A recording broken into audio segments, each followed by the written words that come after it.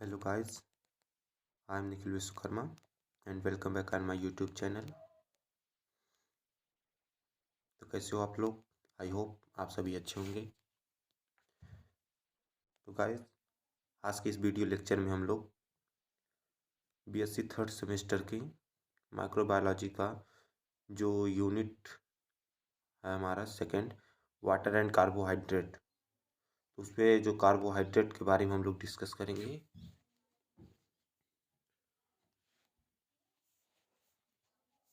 और आप लोगों से एक रिक्वेस्ट है कि जिन लोगों ने अभी तक हमारी चैनल को सब्सक्राइब नहीं किया है तो प्लीज़ उसे सब्सक्राइब कीजिए, लाइक कीजिए और शेयर कीजिए अपने दोस्तों के पास। चलिए स्टार्ट करते हैं आज का सेशन। यहाँ पर जो सबसे पहले हम कार्बोहाइड्रेट का जो डेफिनेशन है उसको देख लेते हैं। पहले डेफिनेशन से पहले हम क्या जान लें, कार्बोहाइड्रेट। कार्बोहाइड्रेट क्या है? Carbohydrate is energy giving food होता है, आप लोगों को पता होगा। क्लास सिक्स क्लास फिफ्थ में आप लोगों को इसके बारे में पढ़ाया जाता है। जो हमारे न्यूट्रिएंट्स होते हैं, carbohydrate, fat, protein, vitamin and minerals, उसके बारे में बताया जाता है। तो उस सब के फंक्शंस क्या हैं, कार्बोहाइड्रेट का क्या फंक्शन परफॉर्म करता है हमारे शरीर में, या प्रोटीन क्या फंक्शन परफॉर्म करता है, विटामिन, मिनरल्स, वाटर का क्या फंक्शन होता है, वो सब हम लोगों को पता है थोड़ा बहुत। तो यहाँ पर कह रहा है जो कार्बोहाइड्रेट होता है वो एनर्जी गिविंग फूड होता है। एज एनर्जी गिविंग फूड हम उसका यूज़ करते हैं अपने शरीर के लिए। तो कह रहा है कि कार्बोहाइड्रेट, अब कार्बोहाइड्रेट होते क्या हैं, अगर हम उसके केमिकली, अगर उसके ऊपर केमिकल के तरीके से एक मतलब केमिस्ट्रियल डेफिनेशन उसका देखें तो क्या होगा कि कार्बोहाइड्रेट्स, ये वाली line, carbohydrates are the group of naturally occurring carbonyl compounds that's are aldehyde और कीटोन्स, वो एल्डिहाइड और कीटोन्स कुछ भी हो सकते हैं, and that also contain several hydroxyl group. Okay, फिर कह रहा है इट में also includes their derivatives which produce such compounds on hydrolysis. फिर कह रहा है कि they are the most abundant organic molecules in nature, मतलब they are the most abundant मतलब हमारे इस नेचर में सबसे ज़्यादा जो ऑर्गेनिक मॉलिक्यूल पाया जाता है उसमें ये बहुत ज़्यादा प्रेजेंट होते हैं। मतलब बहुत ज़्यादा पाए जाने वाले जो ऑर्गेनिक कंपाउंड्स या ऑर्गेनिक मॉलिक्यूल्स होते हैं उनमें से एक होता है ये क्या, carbohydrate. Are also referred to as saccharides, के सैकराइड्स के फॉर्म में हम इसको रिफर करते हैं। फिर कह रहे थे carbohydrates which are soluble in water and sweets in taste are called sugar. अब देखिए, अब कार्बोहाइड्रेट में कह रहा है कि वो कार्बोहाइड्रेट या ऐसे कार्बोहाइड्रेट्स जो वाटर सॉल्युबल होते हैं एंड स्वीट इन टेस्ट, क्या स्वीट इन टेस्ट होते हैं, वो शुगर कहलाते हैं। तो इसके अनुसार हम कह सकते हैं all the carbohydrates are not sugar but all the sugars are carbohydrates, मतलब जो सभी कार्बोहाइड्रेट्स को हम शुगर नहीं बोल सकते हैं। क्यों? क्योंकि शुगर वही कार्बोहाइड्रेट्स होंगे जो सॉल्युबल इन वाटर्स हों या स्वीट्स इन टेस्ट हों, but all the sugars are carbohydrates. Okay, फिर कह रहा है हम इसके बाद स्ट्रक्चर की बात करें, अगर इसके कार्बोहाइड्रेट के स्ट्रक्चर की, तो स्ट्रक्चर में कह रहा है जो कार्बोहाइड्रेट होता है हमारा वो कंसिस्ट होता है किससे, कार्बन से, हाइड्रोजन से और ऑक्सीजन से। तीन कंपाउंड से मिलकर ये, या तीन कंपाउंड से मिलकर ये बना होता है। अगर हम इसके केमिकली स्ट्रक्चर को देखें तो कार्बन, हाइड्रोजन और ऑक्सीजन हो गया। फिर कह रहा है कि the general empirical structure of carbohydrates is CH2ON। Okay, ये वाला CH2ON हो गया। फिर कह रहा है they are organic compounds organised in the form of aldehyde और ketones with the multiple hydroxyl group coming of the carbon chains. क्या कह रहा है कि they are organic compounds organised in the form of, किसके फॉर्म में होते हैं ऑर्गेनाइज्ड, एल्डिहाइड और कीटोन्स के फॉर्म में। जैसा कि हम लोगों ने यहाँ पर अभी जब डेफिनेशन पढ़ा तो यहाँ पर भी आया था क्या कि एल्डिहाइड और कीटोन्स कार्बोनिल कंपाउंड्स हैं, किसके, एल्डिहाइड और कीटोन्स के। तो वही बात यहाँ कह रहा है कि they are organic compounds organised होते हैं किसके, in the form of aldehyde और ketones and with multiple hydroxyl group coming of the carbon chain. Okay, I hope कितना क्लियर होगा। देन उसके बाद फिर कह रहा है क्या, कह रहा है कि they are organic compounds organised in the form of aldehyde coming carbon हो गया। फिर कह रहा है कि the building blocks of the carbohydrates are simple sugar called monosaccharides. अब मोनोसैकेराइड्स क्या होंगे, एक मिनट, इसको जानने से पहले चलिए उसको आगे बता देते हैं हम। जो कार्बोहाइड्रेट्स के हमारे टाइप्स होते हैं वो तो उसमें आ जाएगा, मोनोसैकेराइड, डाइसैकेराइड, ऑलिगो, पॉली, जो भी हैं वो बनेंगे वहाँ पर। पहले यहाँ पर जो कह रहा है कि the building blocks of all carbohydrates are simple sugar called monosaccharides. फिर कह रहा है कि मोनोसैकेराइड्स, ये वाला सेंटेंस देख रहे हैं हम, ये monosaccharides can be polyhydroxy aldehyde या एल्डोज भी बोल सकते हैं हम इसको, और ए पॉलीहाइड्रोक्सी कीटोन, तो इसको हम कीटोज भी बोल सकते हैं, हो गया। देन फिर उसके बाद क्या कह रहा है,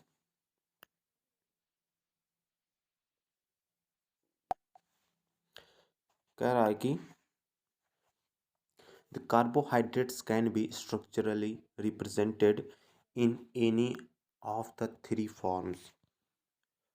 तो जो कार्बोहाइड्रेट होता है can be structurally represented in any of the three forms, तीन फॉर्म्स में या क्या करते हैं, रिप्रेजेंट करते हैं स्ट्रक्चर। कैसा, ओपन चेन स्ट्रक्चर, सेकेंड हमारा हो गया हेमी एस्टल स्ट्रक्चर, एंड हो गया हमारा थर्ड एंड लास्ट क्या हो गया, हावर्थ स्ट्रक्चर। तो ये हमारे हो गए तीन, क्या कि structurally represented any of three carbohydrates can be structurally represent in any of three forms. और ये तीनों फॉर्म्स हमारे हो गए, पहला है open chain structure, hemi ester structure, Haworth structure. अब ओपन चैन स्ट्रक्चर की अगर हम बात करें, देन आता है हमारा open chain structure. Open chain structure में क्या करा है कि it is the long straight chain form of carbohydrate. क्या होगा, एक सीधा चैन होता है और लंबा चैन होता है और फॉर्म कार्बोहाइड्रेट्स का। फिर उसके बाद हेमी स्टल स्ट्रक्चर की बात करें तो इसमें कह रहा है कि here the first carbon of the glucose condense with the hydroxide group या O H group of the fifth carbon to forms a ring structure. Okay.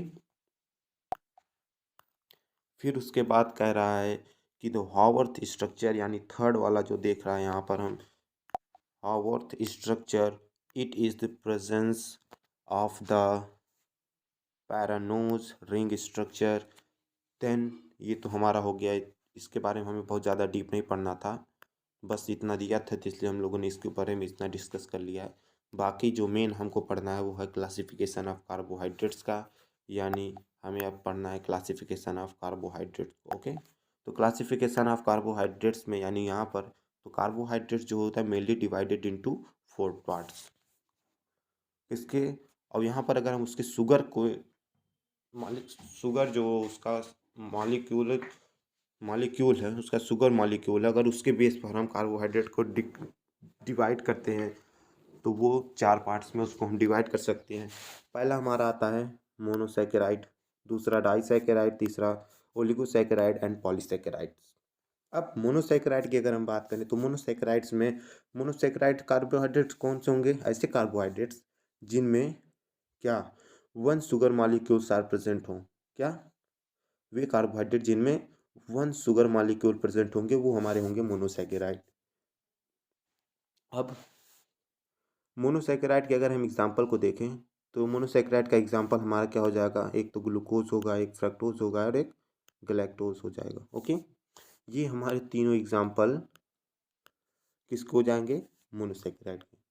अब डाइसैकेराइड की बात करें तो केमिस्ट्री में आप लोगों ने पढ़ा होगा, मोनो, डाई, ट्राई, टेट्रा, पेंटा, हेक्सा, इस तरीके से काउंटिंग चलती है।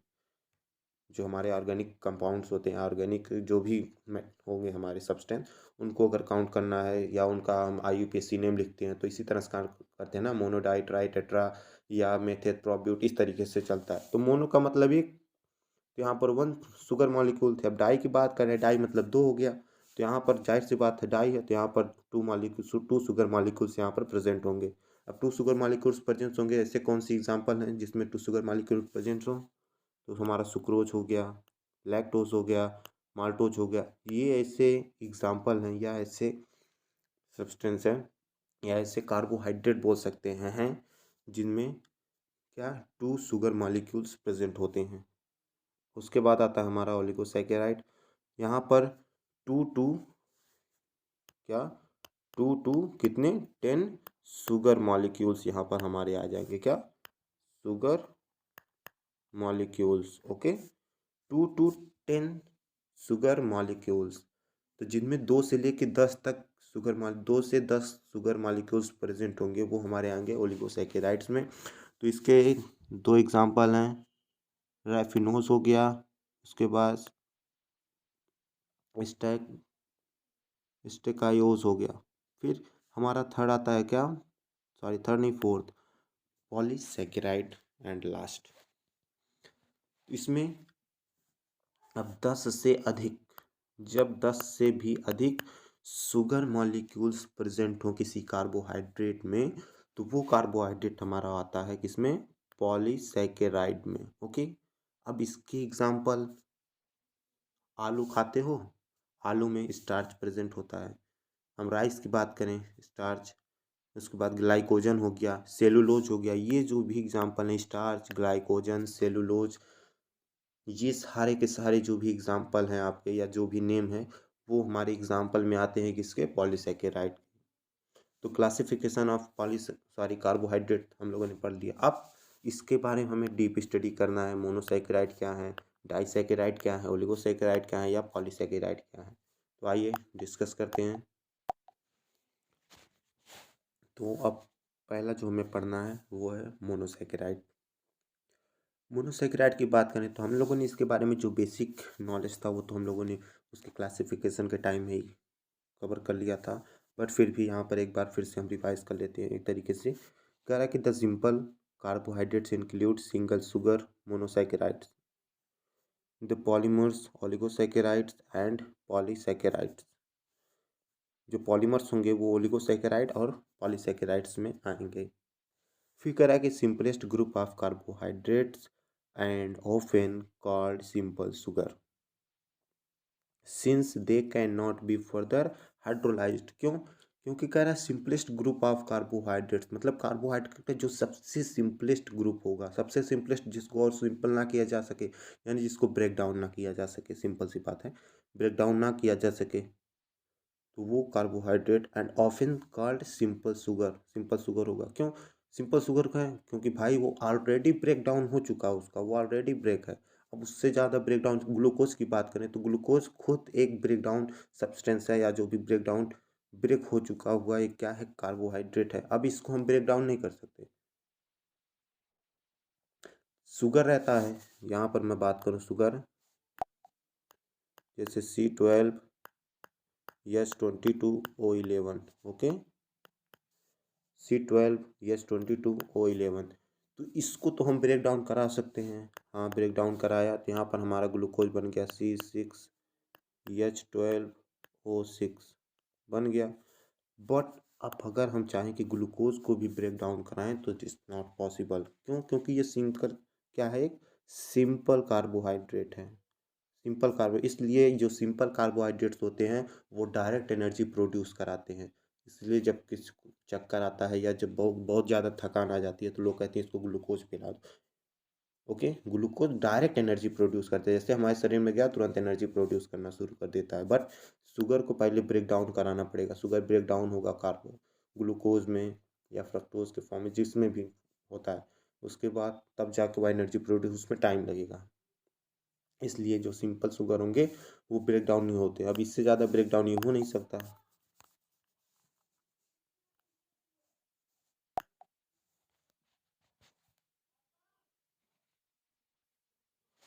फिर कह रहा है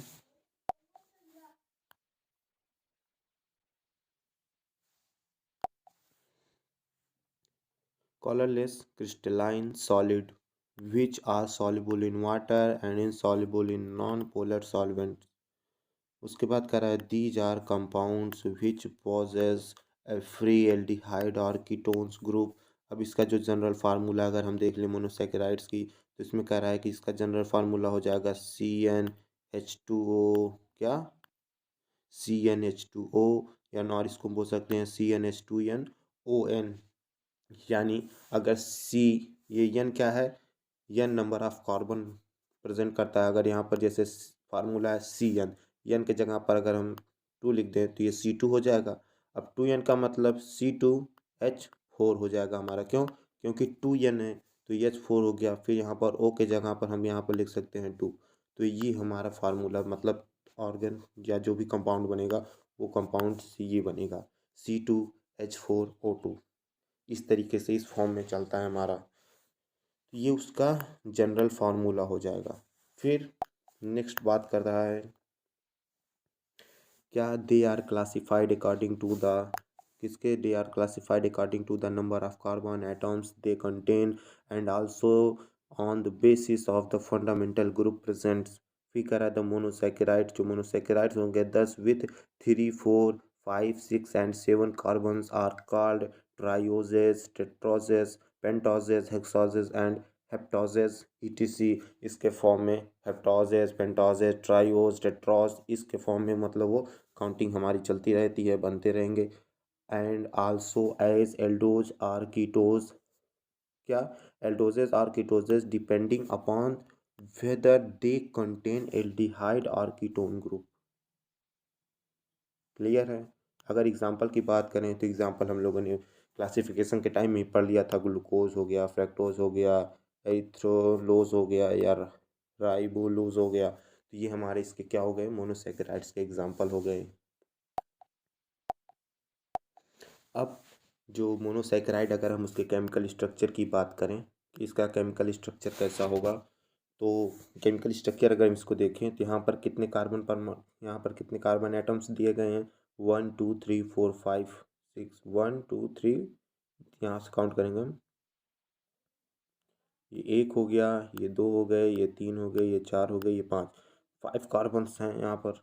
उसके साथ में यहाँ पर डबल बॉन्ड के साथ हमारा ओ जुड़ा है, यहाँ पर एच है, यहाँ पर ओ एच है, यहाँ पर एच है, यहाँ पर ओ एच है, यहाँ पर एच है, यहाँ पर एच, यहाँ पर ओ एच, इसके फॉर्म में ऐड हुआ है। तो ये हो गया इसका कंप्लीट। और यहाँ पर ये तो ग्लूकोज की स्ट्रक्चर हो गई। क्या, यहाँ पर जो ये स्ट्रक्चर दिया गया है किसका स्ट्रक्चर है, ग्लूकोज का। ओके, ये ग्लूकोज का स्ट्रक्चर हो गया। और ये हमारा हो गया फ्रक्टोज का स्ट्रक्चर।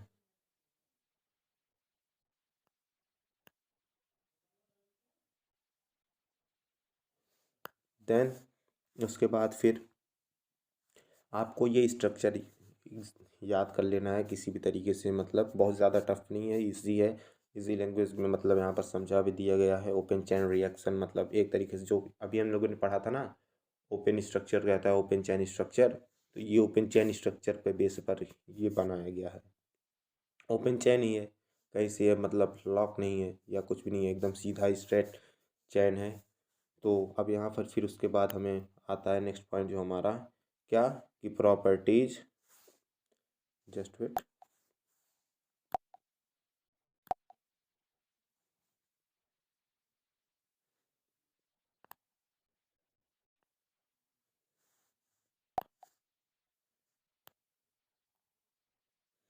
हाँ, प्रॉपर्टीज ऑफ मोनोसेकेराइड्स। अब मोनोसेकेराइड जो हम उसके प्रॉपर्टीज को देखेंगे, तो आइए।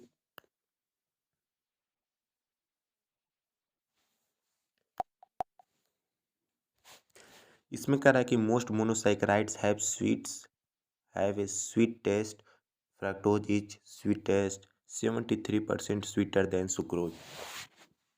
अब अगर हम फ्रक्टोज की बात करें, पहले हम सेंटेंस को नहीं देखते हैं, फ्रक्टोज की मतलब एक जनरल वे में बात कर रहे हैं। क्या कि जो फ्रक्टोज होता है यहाँ पर बता रहा है इन कंपेरिजन ऑफ इसके सुक्रोज के, तो वो 73% स्वीटर होता है, ज़्यादा स्वीट होता है सुक्रोज की अपेक्षा में। ओके, फिर अब आते हैं हम अपने पॉइंट पर। कह रहा है कि most monosaccharides have a sweet taste. जो मोनोसेकेराइड्स होते हैं, ज़्यादातर monosaccharides have a sweet taste, उनका जो टेस्ट होता है बहुत ज़्यादा मीठा होता है। उसी पर कह रहा है कि अगर हम जैसे फ्रक्टोज की बात करें, फ्रक्टोज हमारा मोनोसेकेराइड है, फ्रक्टोज ग्लूकोज ये हमारे मोनोसेकेराइड्स है। तो अब इसकी बात अगर हम करें तो जो फ्रक्टोज होता है वो सुक्रोज के कंपैरिजन में 73% ज़्यादा क्या होता है, स्वीटर होता है। They are solid at room temperature. ये रूम टेम्परेचर पर क्या होते हैं, सॉलिड फॉर्म होते हैं, क्रिस्टलाइज्ड क्रिस्टल फॉर्म में, मतलब सॉलिड मान लो। ओके, फिर कह रहा है कि they are extremely soluble in water. ये पानी में बहुत तेज घुलनशील होते हैं। And despite their high molecular weight, the presence of large number of OH group make the monosaccharides much more water soluble than most molecule to similar MW या molecular weight। Okay, clear है। फिर कह रहा है glucose can dissolve in minutes amount of water to make a syrup 1 gram per 1 millilitre H2O, मतलब 1 millilitre जल में 1 ग्राम घुल सकता है। सोचिए कितना ज़्यादा। क्या glucose can dissolve in minute amounts of water. अरे बाप रे, आप इसको यहाँ से अंदाज़ा लगा सकते हैं, मतलब 1 ग्राम डिसॉल्व हो जाता है किसमें, 1 मिलीलीटर H2O में। जाहिर सी बात है। तो ये था हमारा आज का जो वीडियो। हम लोगों ने डेफिनेशन क्या, कार्बोहाइड्रेट की डेफिनेशन क्या था उसके बारे में पढ़ा, उसके टाइप्स को पढ़ लिया। टाइप्स में हम लोगों ने उसके मोनोसैकेराइड क्या उसके बारे में डीप स्टडी किया। ग्लूकोज फ्रक्टोज के स्ट्रक्चर क्या थे उसको हम लोगों ने डिस्कस किया। यहाँ पर ग्लूकोज फ्रक्टोज का अगर हम स्ट्रक्चर देखें तो ये हमारा ग्लूकोज का स्ट्रक्चर हो गया। ओके, और उसके बाद ये हमारा हो गया फ्रक्टोज का स्ट्रक्चर। देन उसके बाद हम लोगों ने प्रॉपर्टीज़ ऑफ मोनोसैकेराइड, मोनोसैकेराइड की जो प्रॉपर्टीज़ हैं उसके बारे में अध्ययन किया, मतलब स्टडी किया क्या होते हैं, मतलब इनकी प्रॉपर्टीज़ क्या है, ये किस तरीके से बिहेव करते हैं, वाटर में क्या सॉल्युबल है, इनसॉल्युबल है क्या, उसके बारे में हम लोगों ने डिस्कस किया। और डाइसैकेराइड का जो नेक्स्ट वीडियो हमारा डाइसैकेराइड का होगा वो आपको नेक्स्ट वीडियो में बताएंगे। तब तक के लिए चलते हैं। Thank you. अगर आप चैनल पर नए हैं तो प्लीज़ इसे सब्सक्राइब कीजिए, लाइक कीजिए। एंड अगर आपको कोई भी टॉपिक या आज के वीडियो में कोई ऐसा टॉपिक रहा हो या कोई ऐसी हेडिंग हो जिस पे आप समझ नहीं पाए तो कमेंट करके बताइए। Thank you.